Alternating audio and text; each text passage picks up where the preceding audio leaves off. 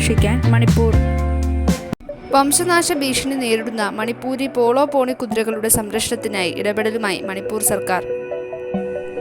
Imphal west ജില്ലയിലെ Lamphel പട്ടിൽ 30 acre പുൽമേടുകളാണ് ഇവയുടെ സംരക്ഷണത്തിനായി അനുവദിച്ചിരിക്കുന്നത്.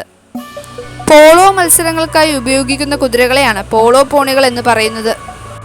അടുത്തിടെ സംസ്ഥാനത്ത് നടന്ന സെൻസസ് പ്രകാരം നിലവിൽ 994 പോളോ പോണികൾ മാത്രമേ അവശേഷിക്കുന്നുള്ളൂ എന്ന് കണ്ടെത്തിയിരുന്നു.